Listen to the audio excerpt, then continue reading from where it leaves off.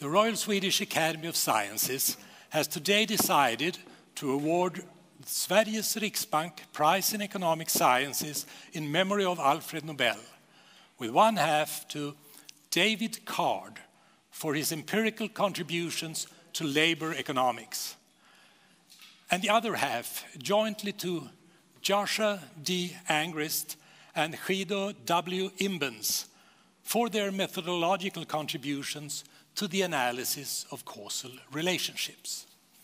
I think that probably the thing that the Nobel Committee was thinking of was the idea of trying to learn about society and economic forces in society and the way people interact and so on from observing disruptive or unusual events and trying to infer from those events something about the way that we're that our models are informed. For instance, in the area of the minimum wage, there's been just an enormous amount of research in the last 25 years following the work that I did with Alan Kruger, and not just in the United States, but in other countries.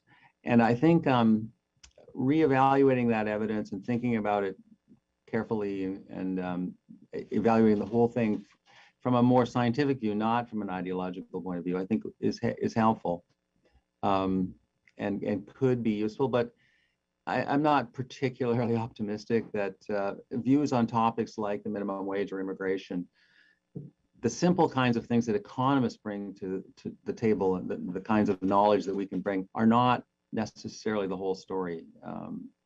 You know, fundamentally, if minimum wages go up, even if there's no employment effect, it's still the case that employers have lower profits. And so employers may say, well, we need our profits. So, you know, there's a fundamental trade-off between workers' wages and employers' profits. And that isn't really something an economist can, we can say what the trade-off is, but we can't really say which way you should come down on that trade-off.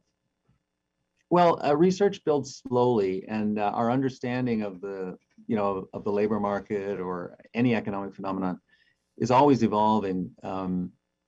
And so at any one point in time, a particular piece of research may have some influence, but a lot of times it takes many, many years and a lot of rethinking of how that evidence actually either confirmed or contradicted existing wisdom. For instance, in the minimum wage study, I think the main thing that's really come out of that, contrary to what everyone thinks, it is not, you know, that we should raise the minimum wage necessarily, but it's rather a focus on a different way of thinking about how wages are set.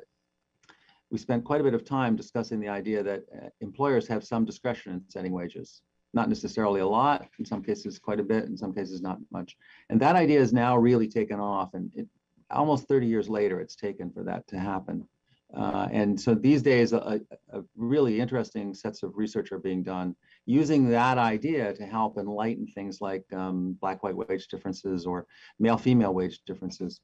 So I think oftentimes we can't see precisely what the ramifications will be of a finding.